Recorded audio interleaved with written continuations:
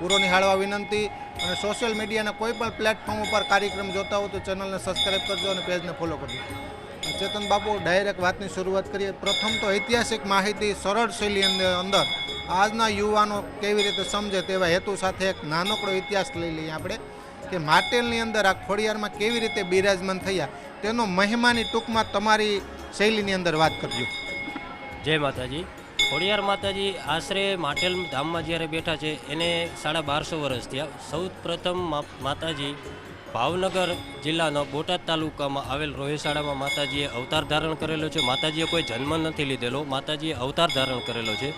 ત્યાંથી માતાજીની 16 વર્ષની ઉંમર થઈ ત્યારથી માતાજી સાતે બહેનો અલગ પડે છે. એમાં ખોડિયાર માતાજી છે તે હિમાલયમાં હાટ ગાળવા માટે જાય છે. આ દરમિયાન તેમને શેત્રુજી નદીનો કાંઠો જે રસ્તામાં આવે છે એ માતાજીને બહુ સુંદર લાગે છે અને માતાજીને અનુકૂળ લાગે છે. ખોડિયાર માતાજી પોતે ત્યાં બેસી જાય છે, જે હાલનું ગળધરા ધામ કહેવાય છે. ગળધરાની અંદર માતાજી ગળા નીચેનો ભાગ છે તે ધરતી અંદર સમાડેલો છે. ગળા ઉપરનો ભાગ માતાજીએ દર્શન માટે રાખેલો છે, જેથી માણસો ત્યાં દર્શન કરી શકે. અલગ અલગ સાતે બહેનો બેસેલા છે. ગળધરા છે, પછી માની લ્યો કે હોલ માતાજી છે તે હોલમઠ છે, આવડ માતાજી છે, એવી રીતે સાતે બહેનો અલગ અલગ બેઠા. પછી ત્યારબાદ સાતે બહેનો વિચાર કરે છે કે આપણે સાતે બહેનો એક જગ્યાએ ભેગા થઈને બેસી. એમ માતાજીને જે મામડિયા ચારણનો જે પછી રોજડાનો પ્રસંગ જે છે એ બહુ મહત્ત્વનો અને બહુ વાસ્તવિક પ્રસંગ છે. ત્યારબાદ સાતે બહેનો એક જગ્યાએ બેસવાનું નક્કી કરે છે અને માતાજી માટેલ સાતે બહેનો બેઠા છે. 4 બહેનો અહીંયા માતાજી અંદર બેઠા છે, 3 બહેનો બાજુમાં બેઠા છે. સાતે બહેનો અહીંયા બેઠા હોય છે. પછી ત્યારબાદ આશરે 400 વર્ષ પહેલાં ભાવનગરના રાજા જે આતાભાઈ ગોહેલ એમનું નામ છે, એ અહીંયા માટેલની પૂનમ ભરતા હોય છે. પછી 80-85 વર્ષની ઉંમર થાય છે એટલે રાજાથી થાકી જવાય છે અને અવાતું નથી. પછી માતાજીને વિનંતી કરે છે કે માતાજી, હવે તમે મારા ભેગા મારા મહેલમાં ભાવેણા મારા મહેલની અંદર પધારો. એટલે માતાજી એને ખૂબ સમજાવે છે કે રાજા, અમે મહેલમાં ન શોભી, અમે ધરા કાંઠે બેસવાવાળી માતા. પણ રાજાની જીદના કારણે માતાજી કહે છે કે કાંઈ વાંધો નહીં રાજા, તમે તમારા રથ આગળ જાઓ, હું મગર ઉપર તમારી પાછળ આવું છું અને ધ્યાન રાખજો પાછળ વળીને ક્યાંય જોતા નહીં. જો તમે જ્યાં જોશો ત્યાં હું રોકાઈ જઈશ. ત્યારબાદ ભાવનગર પહેલાં હાલનું જે રાજપરા કહેવાય છે એ જગ્યાએ પહોંચે છે અને માતાજીના પગના ઝાંઝરનો અવાજ બંધ થઈ જાય છે. એટલે રાજાને મનમાં શંકા જાય છે કે માતાજી પાછળ આવે છે કે શું છે. એટલે રાજા પાછળ વળીને જોવે છે એટલે માતાજી પાછળ જ ઊભા હોય છે. પછી માતાજી કહે છે કે તમારા ભાવનગરના પાદરમાં હું બેઠી છું, તો હવે રોજ અહીંયા આવીને દીવા ધૂપ કરી જાજો. આ માતાજીનો મેઇન મહિમા છે. પહેલું ધામ છે ગળધરા, એને આશરે 2000 વર્ષ થયા. માટેલ છે એને 1250 વર્ષ થયા. અને હાલનું રાજપરા છે એને 400 વર્ષ થયા. ત્રણેય ધામમાં ધરા છે માતાજીના, ત્રણેય ધામ રોકાવાની સુવિધા છે. આ માતાજીના મેઇન ધામ છે અને આ માતાજીનો ઇતિહાસ છે. ખૂબ સરસ વાત કરી. આ યુવાનને સરળતાથી સમજે. માતાજી 4 બહેનો અહીં બિરાજમાન છે ને 3 બાજુમાં.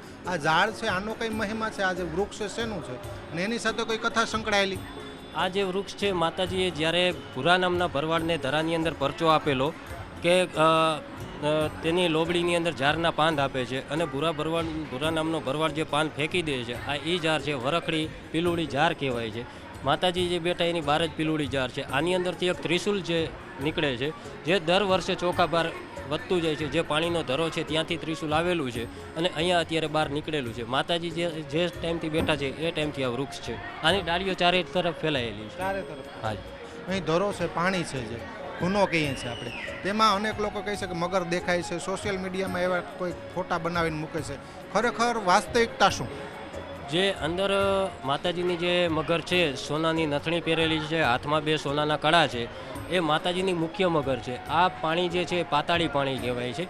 આનો કોઈ તાગ આવતો નથી અને ગમે તેવા રોગ હોય, કેન્સર જેવા રોગ અહીંયા મટેલા છે કે માતાજીનું ધરાનું પાણી ડબલું, કેન, કેરબો પાણીનો બોટલ ભરી અને અહીંયા ધરાવી અને માણસો ઘરે લઈ જતા હોય છે. આ પાણી ગાળવાની મનાઈ છે.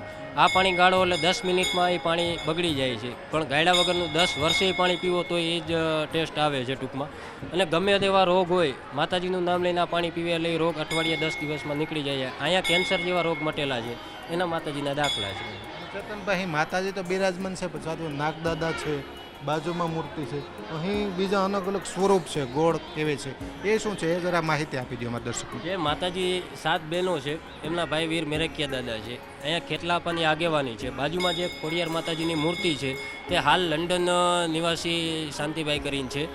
પિતાશ્રીને કેન્સરની તકલીફ થઈ ગઈ હતી અને તેને માનતા રાખેલી હતી કે જો આ કેન્સર મટી જશે તો હું અહીંયા મૂર્તિ સ્વરૂપે માતાજીને બેસાડીશ. એ હાલની મૂર્તિ છે.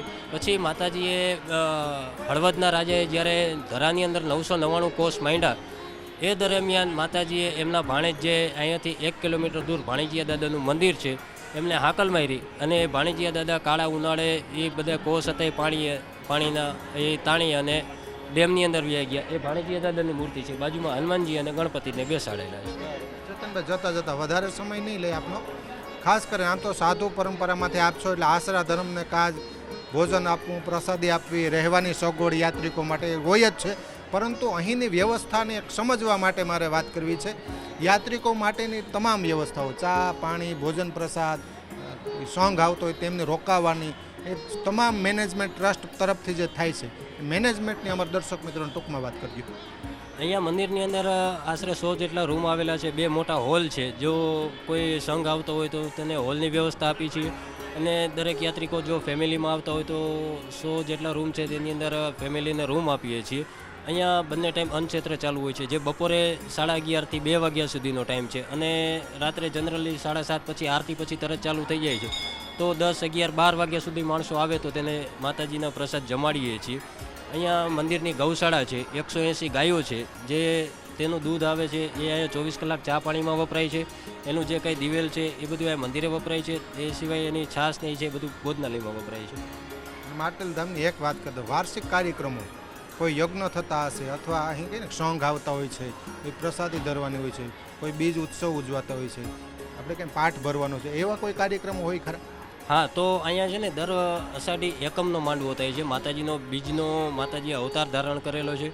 તો એકમનો દર એકમ અષાઢી એકમના રાત્રે 9 વાગે માતાજીનો ડાકલાનો પ્રોગ્રામ હોય છે. આ દરમિયાન પછી મંદિર દ્વારા દશેરાનો માતાજીનો હવન હોય છે. આ સિવાય કોઈ યાત્રિકોને કોઈ માનતાના હવન કરવાના હોય છે. આ રીતના બધા હવન થતા હોય. ધજાઈઓ ચડતી હોય છે. આશરે અઠવાડિયામાં 3-4 વખત ધજાઈઓ માતાજીની ચડતી હોય છે. ખૂબ ખૂબ ધન્યવાદ ચેતનભાઈ. તમામ માહિતી ટૂંકા સમયની અંદર તમામ માહિતી અમારા દર્શક મિત્રોને જોજો કરી. ચેતનભાઈ આપનો ખૂબ ખૂબ આભાર. અહીં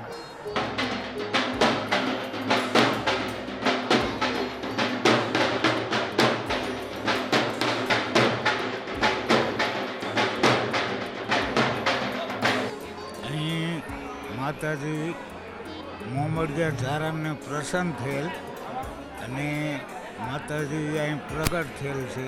જે 4 મૂર્તિ રહી, 4 બહેનો અહીંયા પ્રગટ થયેલ છે મંદિરમાં. એ મહિમા છે અને માતાજીનો પાણીનો ગુનો છે.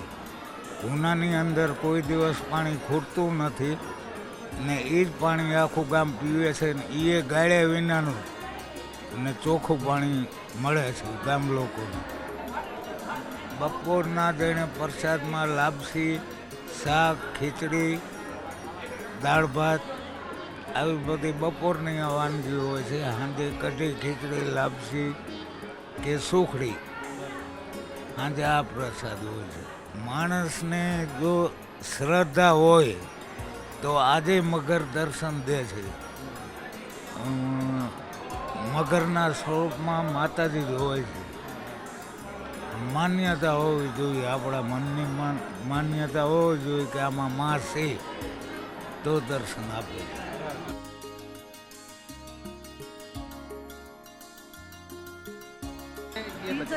हम लोग 300 जन आए, सूरत से बस से आए और यहाँ पे माता जी के दर्शन करने आए. अभी ध्वजा वगैरह सब चढ़ गई है, अच्छे से सब कार्यक्रम हो गए हैं. अभी हम सब लोग फैमिली फोटो के लिए बैठे हैं. रात को जागरण है हमारा, रात को जागरण भी है हमारा, आना है सबको जागरण में. हमारे घर की हम संग लेके आए. સંગ લેકે આઈ. માતાજીની ધજા છે ને આ કાર્યક્રમ ખા પૂછ. આ ધજારોના ધજા કાર્યક્રમ હતો.